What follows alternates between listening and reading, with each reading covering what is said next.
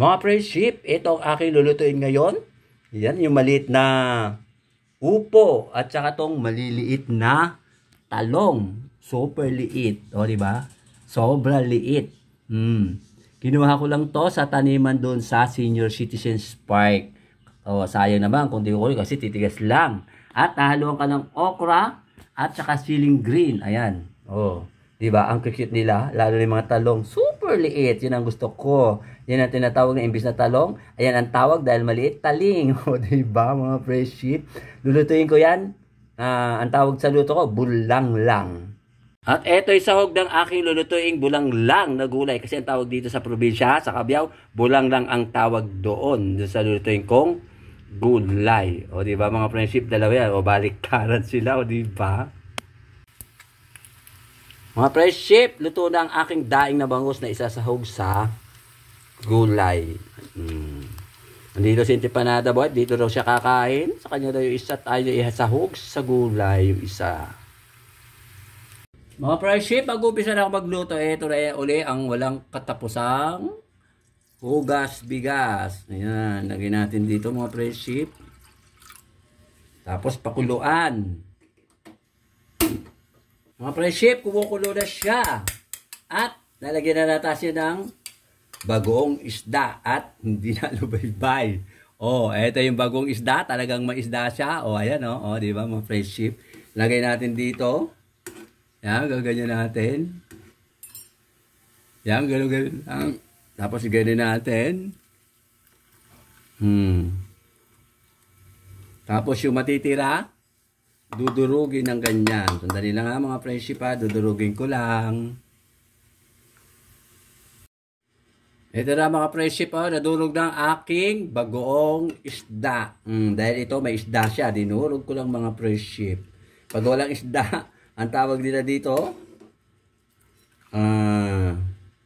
halubaybay. O kung may isda to, bagoong isda. Ito ang tunay na bagoong isda. Kapag naman yung hipon na maliliit, ang tawag sa amin sa Manila, bagoong alamang. O diba mga friendship? At saka ilagay na natin ang malalaking talong. Bubod na lalaki ng talong.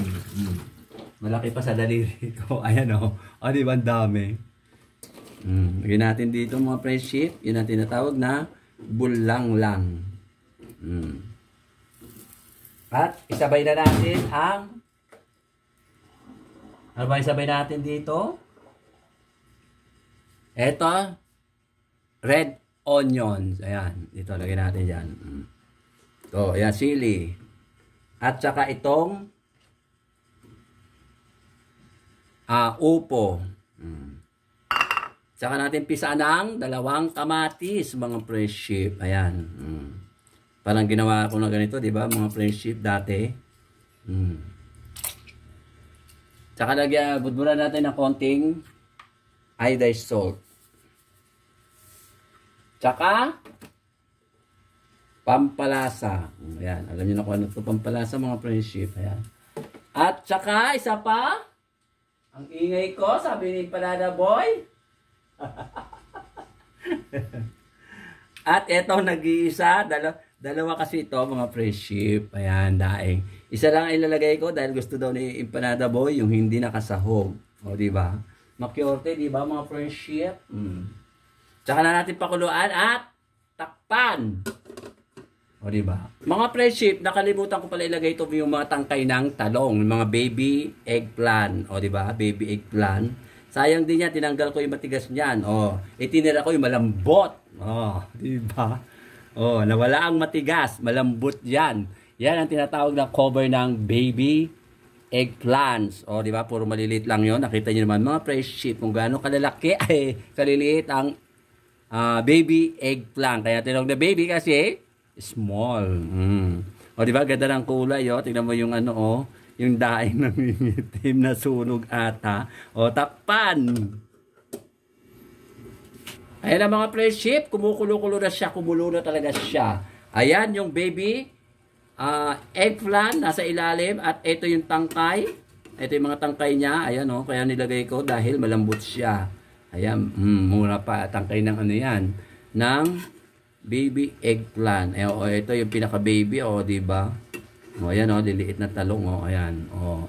Kaya ako sinama yung tangkay kasi bata pa yung ano, mura pa yung talong.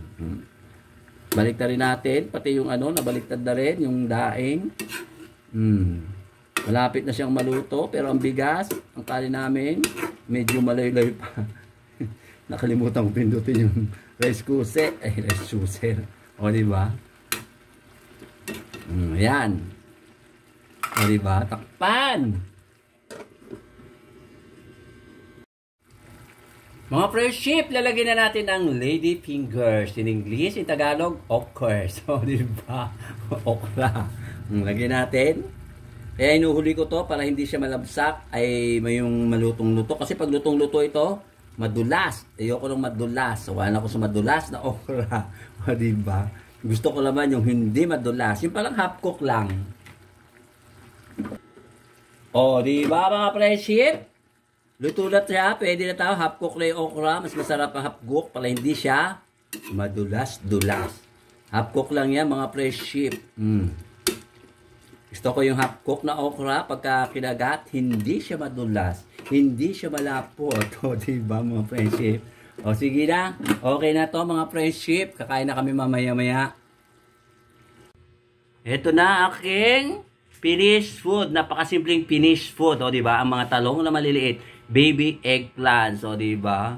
O, dami nila. O, pati yung balat ng baby eggplant andun din. O, diba mga friendship? Anong oras na? Alas 12 pasado na. O, kakain na kami ni Empanada Boy, EJ. Babay na mga friendship.